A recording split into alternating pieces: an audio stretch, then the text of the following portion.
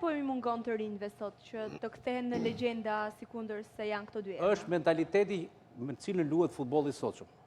Futbolli i sotshëm nuk rref flas trajningu që nga moshat e vogla e deri në të territorit, nuk rref shumë tek kultivimi i cilësive teknike të lojtarit se sa tek vlera fizike e tyre. Dhe po të vësh re, futbolli sot është shumë më i shpejt nga futbolli i shumë viteve më përpara dhe përgatitja e tyre fizike është e jashtëzakonshme.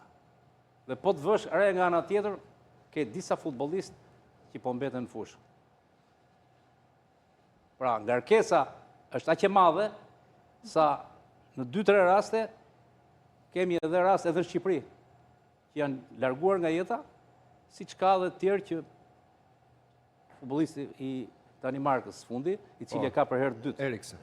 Po, Eriksen e ka për herë dytë, se ka për herë të parë, dhe të dy herët e ka me ekipin kombëtar. Pra është një përgatitje fizike marramëndës. Dhe kur dalin futbollistë si Yamal, pastaj gjithë bota i ka sy tek ai. Po Messi dhe Ronaldo, unë them, për shumë vite do të na mungojnë. Të paktën brezit ton. Patjetër që po. Brezi që vjen është mësuar, është ambientuar me këtë futboll që shef. Do jeti kënaqur me të gjithë shoh. Të përgjigj pyetjes sate. Po. Thelbësoria në shtyllat e përgatitjes futbollistit, thelbësoria është karakteri. Pra ajo që mungon, si tha dhe Vajda, që Ronaldo ka ego, ka karakter. Pra ai e ka bërë atë që të jetë konkurrent, edhe pse cilësitë teknike i ka më të dobta se Messi, po e bëri me ego, me karakterin, me vullnetin, bëri që të shkojë të konkurrojë me Messin dhe të mori 5 topa të ardhmë.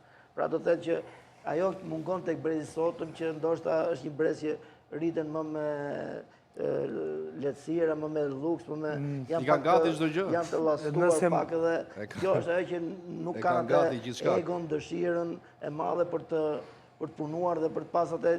Është e vështirë që dalë një Ronaldo tjetër që edhe 40 vjeç, 41 vjeç apo shkon, nuk dorëzohet dhe ka ego, ka uri akoma për të vazhduar.